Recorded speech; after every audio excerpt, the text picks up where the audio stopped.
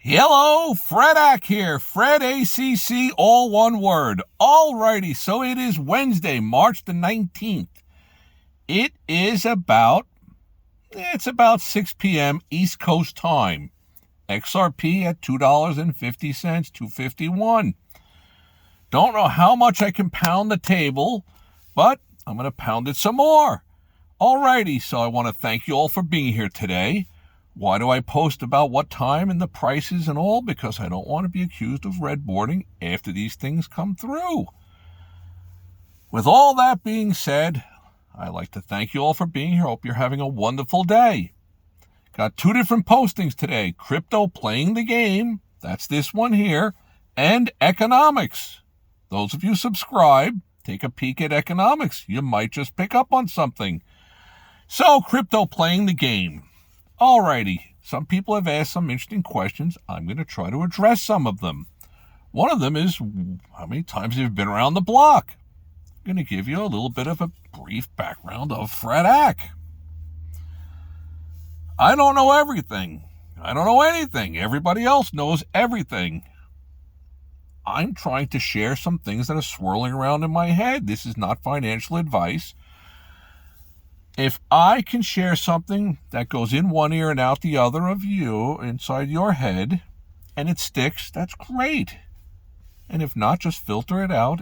Garbage in, garbage out. That's all good too. Hopefully you subscribe, hit the likes button, ask any questions you might have. I'll do my best to answer them.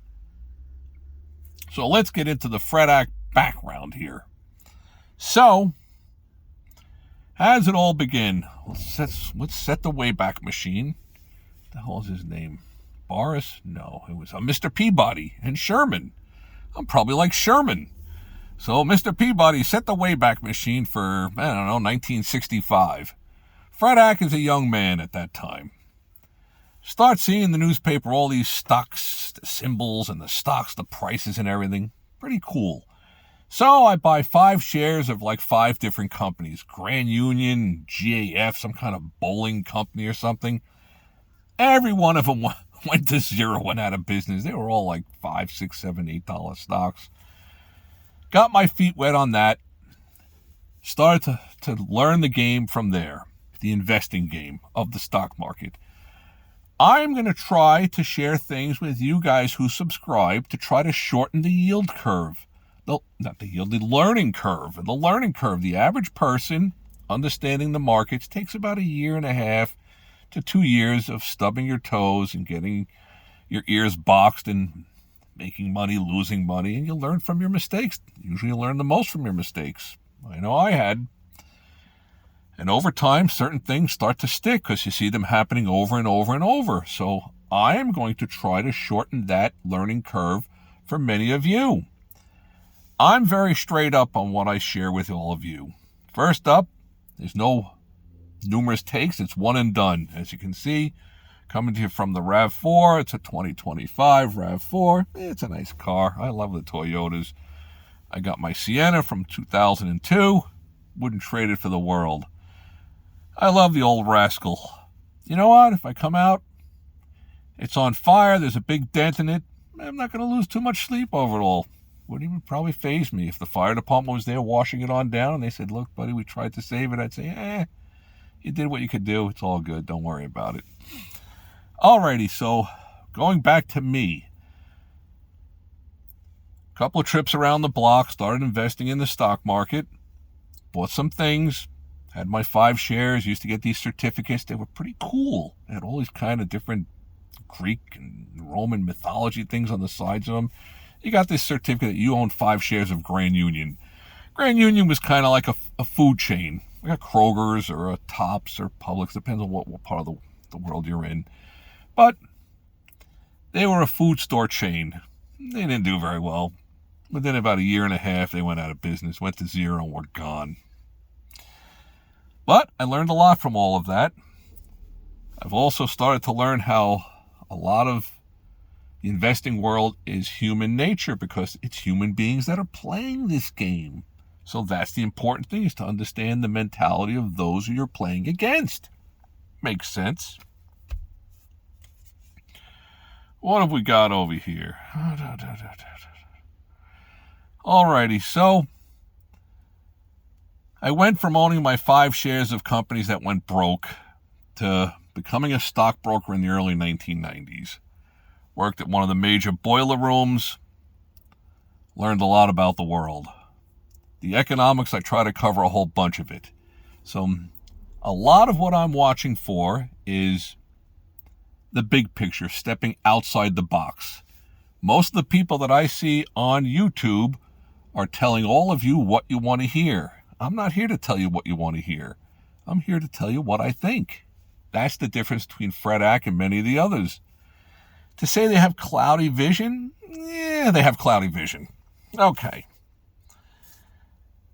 For me, how did I gravitate to XRP? Well, I looked at the big situation of all the different cryptos that are out there. I didn't look at all of them, but a lot of them, the big ones. What had the potential for the herd to migrate to? Where is the herd going to migrate? I felt as though with XRP, from the size of it, from the management that's putting the rails in place, this is the one that is poised to become the global currency, the financial system of the world. And it would seem from my October 22nd posting, I think, Generational Wealth, from 52 cents, it went on a run over $3. And I have professed in some of my postings that it's a safer investment passing $2.93 because it's going higher, more than likely. There's no guarantees on anything. But why would you wait? And for those of you on board with me, I strongly suggest don't get out of all your XRP. Maintain some of it, because if it ever goes to 3,000 each, or 30,000 each, or 300,000 each, you don't want to look over your shoulder and say, wow, I had that thing. I had it. Oh my gosh, what I could have done. The financial position that I would be in. Would have, could have, and should have, and all those other different terminologies. Don't want to be looking over your shoulder at that. So I did post something a while back on how to scale out of a winner. And if you bought this for generational wealth, which is what I did, I'm sitting tight on what I have. And I have a decent chunk of them. Alrighty. Understanding how the game is played. That's a very, very critical aspect of all of this. The big money controls the strings on the puppets. And they gobble up the little people. It's all an illusion. Maybe Fred Ack is an illusion. I always say knowledge is power. You guys all have all your brain cells connected. You're adults, functioning adults. But of course, double check, do your homework. Even on Fred Ack, even though it always sounds good from whoever's selling swampland in Tennessee or the side of a mountain in Utah, it'll sound really good. Or why would you invest $50,000 into that scam of an investment if it didn't sound good? Of course, it's going to sound really good. You got to do your homework. Speaking of all the scammers are abundant out there. Man, are they flocking. So from the XRP thing, as I've stated in the past, yesterday, the day before his postings, the big money is controlling the scenario here. They've already tipped their hand. From 52 cents to run up over $3, they are getting on board with this. They're doing their homework. Now I've seen Coin Tracker and this thing and that thing and blah, blah, blah. This is big money investments. They're doing their homework. This is just the tip of the iceberg. It's the tell. When the guy's got the really good poker hand and he keeps flicking his cards because he's bluffing or he's got the good hand, it's a giveaway. These are the giveaways that you look for. Personally, my gut feeling is that how many ETH can you buy at 2,000? Not that many. How many Bitcoins are you going to buy? Not that many. But can you get a whole chunk of these at $2.50? You sure can. Now's the time to grab your chunk. Because most of us are not sitting at the computer, and I don't know if they have buy stops that if it hits a certain price, boom, I go right in and own 800 of them or 8,000 of them, or whatever. Unless you're sitting there, this thing can move and move quickly. You see the spike ups. And going back to the Bitcoin thing, at this moment here, Bitcoin's up a little over 3%. XRP is up over 10%. I have been professing that the decoupling has already happened. XRP is beginning to move away on its own. The only question is it going to move away without you, or are you going to be on board? I hope so. I know I'm on board. Alrighty, we just posted something about economics. You might want to take a glance at that. That opens up another avenue of thoughts. I hope you subscribe. Ask any questions that you might have. I'll do the best I can to try to answer them. I want to thank you all for being here today. Take a peek at it. We've just posted economics, and we're posting it right now. Thanks.